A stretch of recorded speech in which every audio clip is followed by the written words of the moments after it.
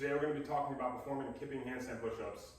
I just did a workout with about 45 of these in the workout, and I'm going to try to give you guys a few key pointers, some tips. All right, this video is for anyone from beginners to intermediate. I'm also going to give you guys some pointers when it comes to like progressions into handstand push-ups if you guys don't have them yet. Some things that I feel work best when learning handstand push-ups to actually progress you to the point where you're getting them on a regular basis. The first thing we're going to talk about is hand and head placement, okay? I know you guys might hear it a lot, but we're trying to achieve that triangle tripod position, okay? When our hands are out in front of us, in front of our shoulders slightly, all right, and our head is essentially the tip of the triangle. I'll show you what that looks like on the floor.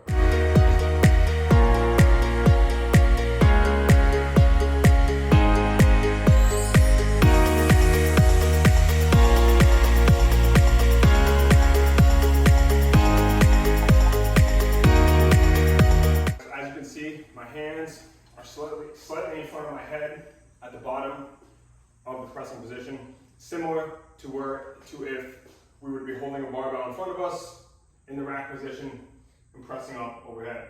Coming back down, getting our head back, okay, and the bar in front of us. The next thing is our hand width, okay? We don't want our hands way out here. Obviously, if you do CrossFit, if you've been doing CrossFit long enough, you know that the standards change literally every year. All right, so 1 year it could be the length of your forearm, it could be a tape line, it could be the box on the floor changes, whatever. We're trying to adhere to the standard as best as possible, okay? So I always try to think about using the box on the floor, and then when I'm fully locked out, in a nice straight position from the side.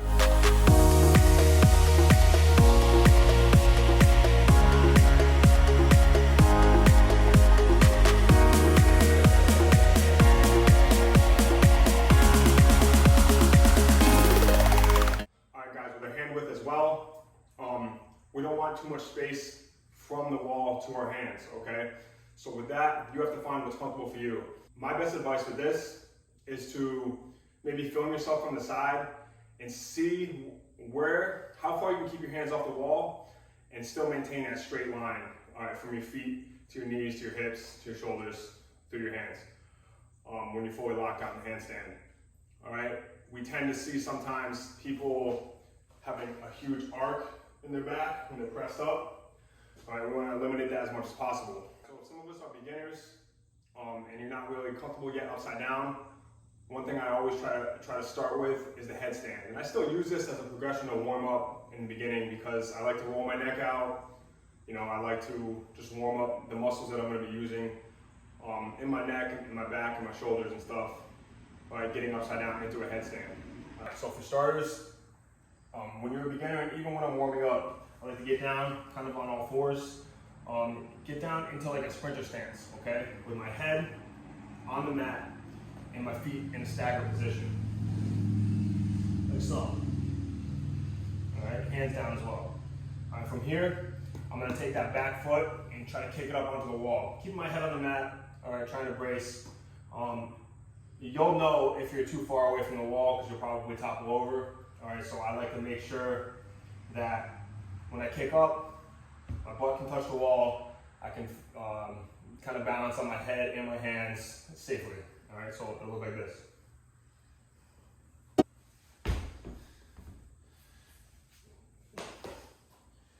Come back down, try it again. Head, feet, kick.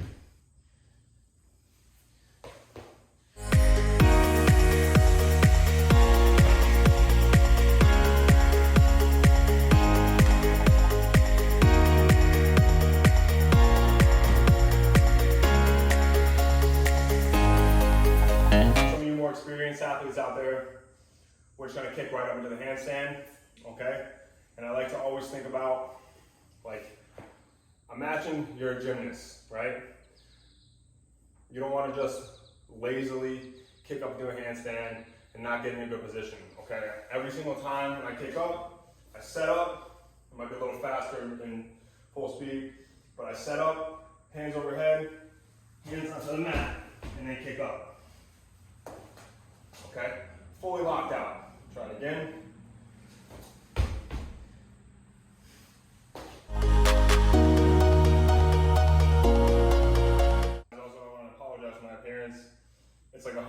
degrees here in New England, and I just finished a workout, so I'm still dripping with sweat. I did not pee myself. Okay, the next thing I want to talk about is the descent from the top of the handstand to the bottom position, okay? If we're competing in CrossFit, usually the standard is always kick up into the handstand first, then down, then back up, and that's a rep, okay? You cannot kick up into a headstand and then handstand push up and count that as a rep. So we're always trying to meet the standard, holding ourselves accountable. So just understand that, all right? So I'm gonna kick up fully locked out. All right, when I come down, guys, I'm not just gonna drop to the ground, okay? That can cause neck injuries. It's not a safe position to be in ever, okay? So I'm always gonna go down under control. And when I touch the ground, when I touch the mat, I'm trying to touch like the crown of my head. So I'll show you guys what I mean by that. Kick up, coming down, and back up. Down. If you notice, when I kick up into the top of the handstand, I'm doing my best not to overarc. We see that a lot, especially when we get tired, okay? We start to get lazy on our core. We start to poke our butt out, try to get our butt on the wall. So we kind of create this like hands here, butt is close to the wall, and then feet are straight up like an L shape, you know, with our hips. All right, we don't want that to happen. So one cue I always try to tell myself is rib cage down, okay? When I'm pressing overhead, all right, I don't want to overarc my back. I want to keep my rib cage down. It's going to come from the muscles in your core. All right, you're going to be flexing your core. I'm going to show you guys some of these from the workout I just did. I was under fatigue. I was doing my best to hold myself to the standard.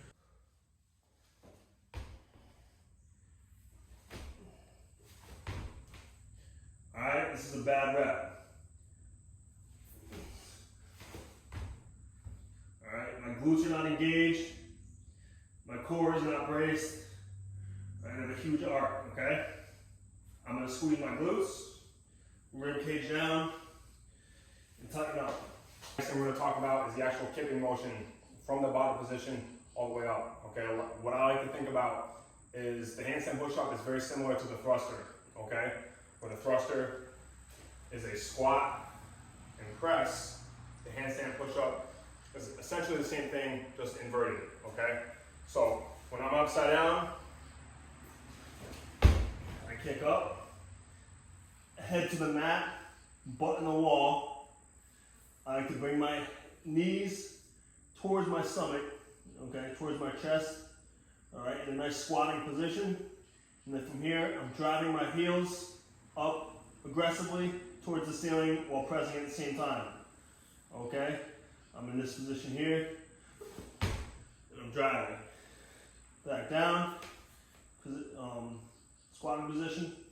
All right, drive and press. Try to do it nice and fast. I'll give you like 3 reps here.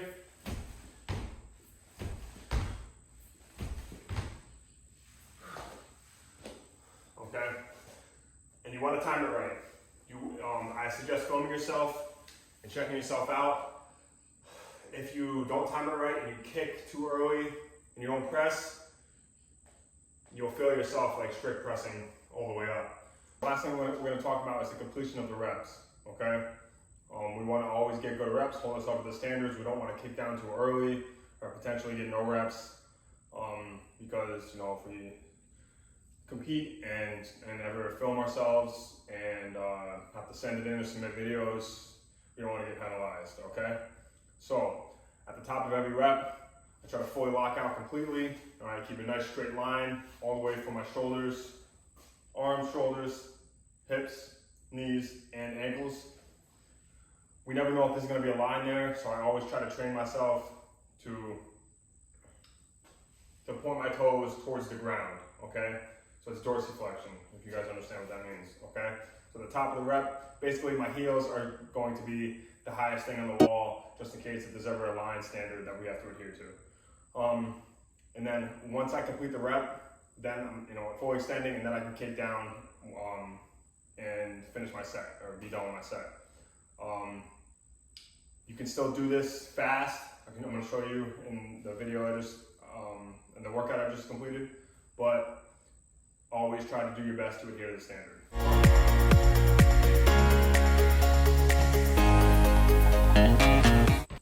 Give that a shot. Let me know how it works. Hit me up in the comments. Make sure to like and subscribe. And if you have any other tips or any advice, add it to the comments, and we'll see what we got next. Thanks, guys.